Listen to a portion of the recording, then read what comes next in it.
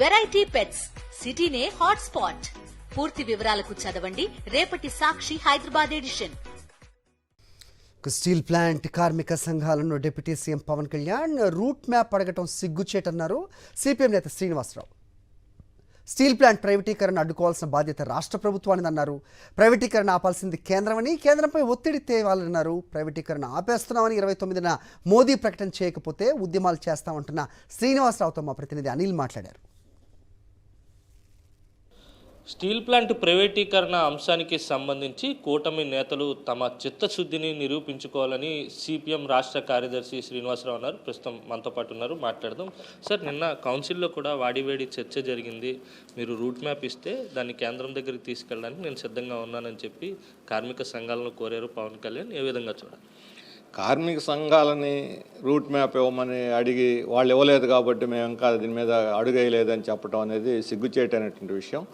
కార్మికులకు అవసరమైన route map రాష్ట్ర ప్రభుత్వం ఇవ్వాలి. ఆపాల్సిన బాధ్యత రాష్ట్ర ప్రభుత్వం మీద, ఆపాల్సింది కేంద్ర ప్రభుత్వం. కేంద్ర ప్రభుత్వంలో పవన్ కళ్యాణ్ గారు తెలుగుదేశం భాగస్వామి.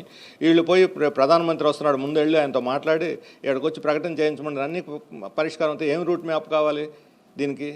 ప్రైవేటీకరణ వద్దనేది ప్రపంచం 3 ఏళ్లుగా స్ట్రగుల్ నడుస్తుంటే ఇప్పుడు కొత్తగా రూట్ మ్యాప్ ఏమిటని ఆపటమే రూట్ మ్యాప్. ప్రధానమంత్రి చేత రేపు 29 తేదీ ప్రకటన చేయించమనండి, మిగతా పనులన్నీ జరిగిపోతాయి ఆటోమేటిక్గా. అంటే పరిశ్రమల మంత్రి మాట్లాడుతూ అసలు ప్రైవేటీకరణ అనే అంశమే లేదు, దానికోసం డిస్కషన్ అనవసరం, తీర్మానం చేయాల్సినటువంటి అవసరం కూడా లేదని వ్యవసాయ శాఖ మంత్రి అచ్చెన్నాయుడు మాట్లాడారు. వారి మాటలను ఏ విధంగా తీసుకుంటారు? ప్రైవేటీకరణ ఆపాల్సింది కేంద్ర ప్రభుత్వం, రాష్ట్ర ప్రభుత్వం కాదు. రాష్ట్ర ప్రభుత్వం ఇక్కడ తీర్మానం చేసి కేంద్రానికి పంపించి కేంద్రం మీద ఒత్తిడి తేవాలి. మేము తీర్మానమే చేయమనంటే ఇక చిత్తశుద్ధి ఏమిటి? కేంద్ర ప్రభుత్వంలో మీరు భాగస్వామి. సెంట్రల్ క్యాబినెట్ దీన్ని స్ట్రాటజిక్ సేల్ కింద డిసైడ్ చేసింది. ఇప్పుడు స్ట్రాటజిక్ సేల్ని క్లోజ్ చేయమని చేయాల్సింది వీళ్ళు కాదు చేయాల్సింది, ఢిల్లీలో చేయాలి. 2 కమిటీలు ఉన్నాయి, ట్రాన్స్లేషన్ కమిటీ, ఎస్టిమేషన్ కమిటీ. 2 కమిటీలు రద్దు చేయమనండి, అయిపోతుంది. అది చేయాల్సింది కేంద్రం. కేంద్రం మీద ఒత్తిడి చేయాలంటే మీరు తీర్మానం కూడా చేయకపోతే ఒత్తిడి ఏమొస్తుందని. అందుకని ఆ రకమైనటువంటి ప్రకటనలతోటి ఉపయోగం లేదు. పోయి మీరు కేంద్ర ప్రభుత్వం దగ్గర కూర్చొని కేంద్రం చేత ప్రకటనలు చేయించాలని చెప్పి నేను కోరుతున్నాను.